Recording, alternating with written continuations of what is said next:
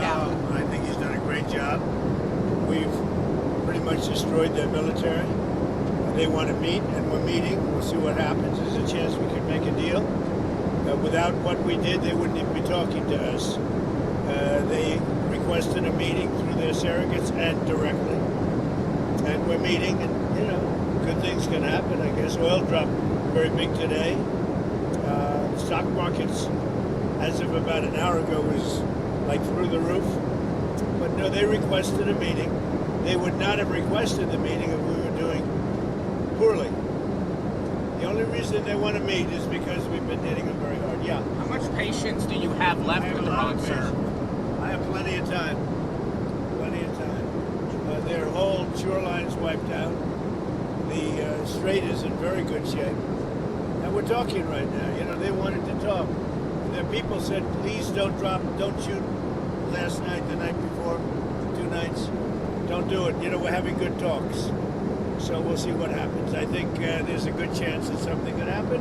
And if it does, good. If it doesn't, we go back to doing what we were doing 2 days ago. Mr. President, what has communication been like with the Houthis and the Red Sea? The Houthis. Are you concerned about the disruptions? We're dealing with Saudi Arabia, and it's a problem that we had a while ago, and we knocked the hell out of them, as you know. And we didn't have any problems with the Houthis after that. But we're not involved with that. But we may, if they're a problem, we'll probably have to get involved. On Saudi Arabia, have you gotten any indications from Saudi Arabia when it comes to the Abraham Accords that they will sign on? We haven't talked about that.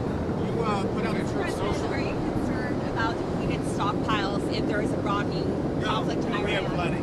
We have a lot of ammunition, different types. Biden gave a lot to Ukraine, and so we're building that up. But we have a lot.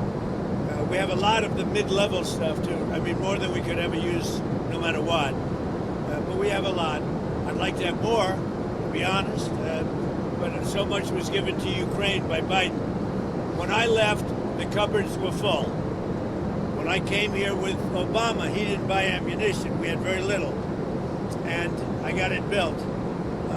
Now, as soon as I left, they gave a lot of it to Ukraine. I mean, numbers that nobody's ever seen before. So we're building it very rapidly. Plants are being built, and a lot of equipment's being built. The Patriots in particular are being built. The THAAD system is going up. We have a lot. Every one of our contractors is building 4 to 5 plants right now. And we're in very good shape. But for some of the more sophisticated stuff, we'd certainly like to have more. Biden gave a lot of it away. Mr. President, you put out a Truth Social this morning about Leader John Thune.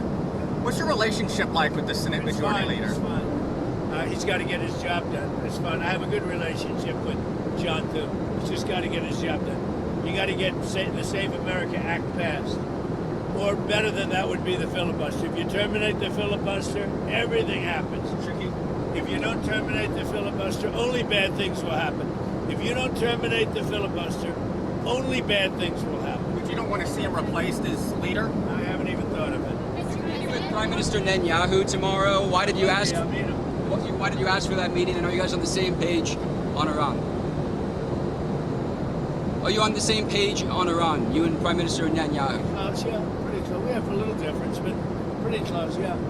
Iran took a beating over the last 14 days, and they asked us very nicely, please stop, let's meet. And that's what we are right now. We'll see what happens. If we don't make a deal, we go back to the same thing. President Zelensky says that Russia is giving Iran satellite imagery of U.S. bases in the Gulf to help them target. What can you do about that? Well, we'll find out if that's true. I'll ask Putin about it. We'll find out. It hasn't had much impact because we've knocked the hell out of it, what do you think? If that's the case, look, they gave Venezuela a lot of equipment. Venezuela had all Russian equipment. How did that work out? Not too good. So they may be giving, but if they are, it hasn't worked out because they have no army, they have no air force, they have no navy, they have no nothing. So it hasn't worked out well. I don't think they've been doing it. Certainly not at a high level. And if they have, it has been very unimpactful. There's some reports that the United state has taken in $13 billion from Venezuela. Where is that money going? 13 billion from Venezuela. I think even more than that. No, Venezuela, we paid for that war many times over. And that'll happen with Iran also. We paid for the war many times over. But where is that money going? Which, by the way, no other president can say that for a long time. Okay? When was the last president that could say that? So we had a cost of Venezuela. We paid for it many, many times over. And now, as you know, we have a very good relationship with Venezuela. But where is that money going? Goes toward running the country. No, in the U.S. The money that the U.S. is taking in. Where is that money going? Venezuela? Yes. Toward running the country. It can go to the military. You know, Congress has to approve it. Congress doesn't like approving money for the military. They like giving it to things that shouldn't be done.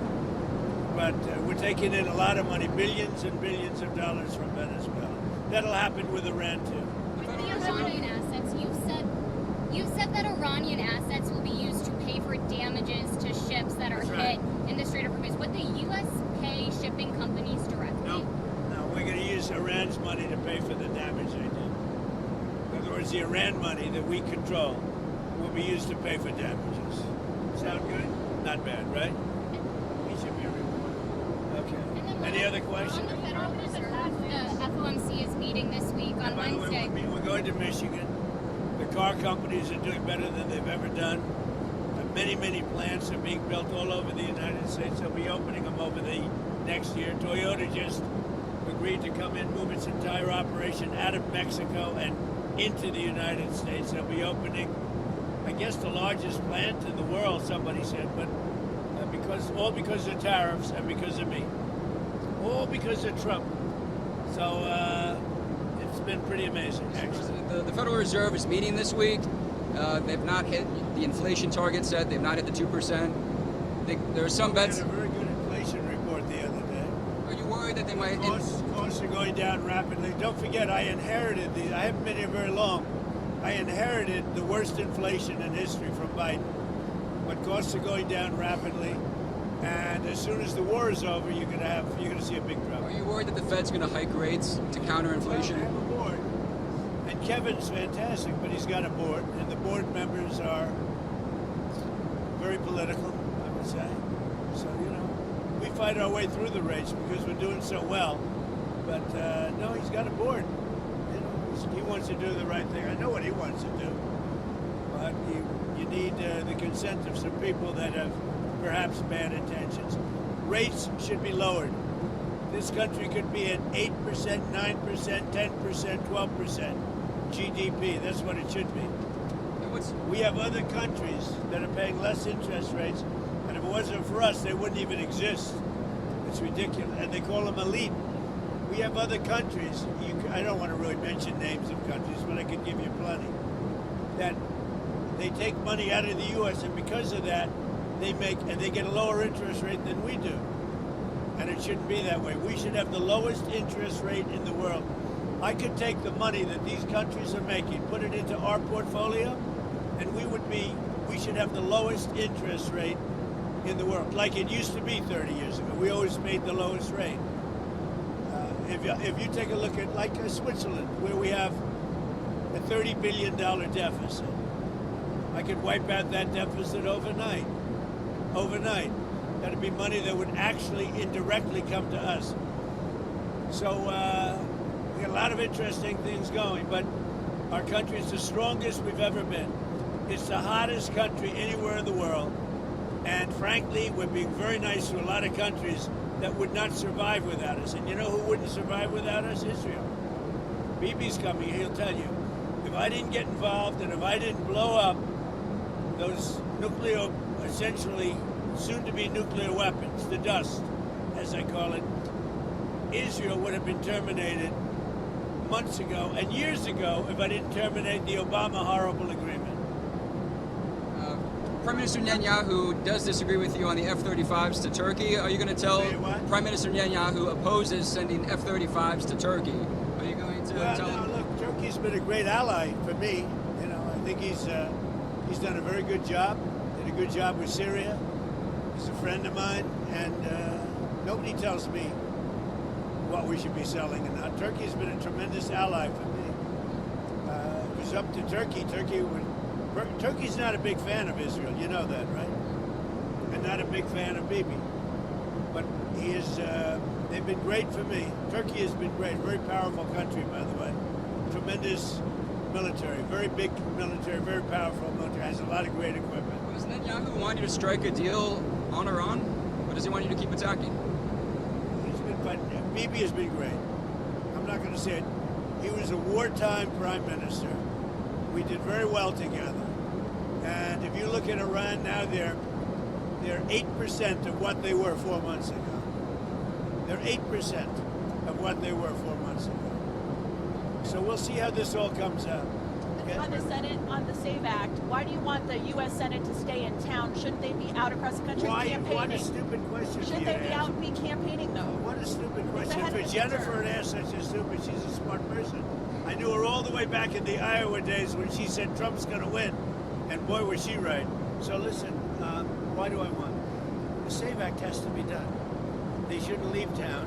I'm not going to stop them from doing it, but they should get the SAVE Act done. If they don't get it done, it's going to be a very bad thing for the party. And frankly, you know, if you look at it, the SAVE Act is going to be voted against by all Democrats, just so we know. We have some Republicans that I will not comment on, a few of them, probably 4, that we probably won't get the vote. I'd like to comment on them, but I have too much sense to do it. The Democrats are going to vote 100% against voter identification and proof of citizenship. 100%. They want your taxes to go up. They want men playing in women's sports. They want open border for the world's criminals to pour into our country. And yet, despite all of that, we have the lowest crime rate in the history of our country since 1900 with murders. With all of that, with all of the 25 million people, many of them criminals that the Democrats let in. Well, they just announced this morning they want an open border policy where the world's criminals can pour into our country. I think they're crazy. There's something wrong with them. Any other questions? On China, Treasury Secretary Scott Bessent said last week the administration's going to look into whether Chinese AI models are distilling from U.S. models. Do you think China's stealing American IP? Well, you know, they're looking at us or we're looking at them. But we're leading now, China, substantially in AI, and we're going to keep it that way. We're leading everybody and everything. We have a country that's doing well. Thank you very much, everybody. See you in Michigan.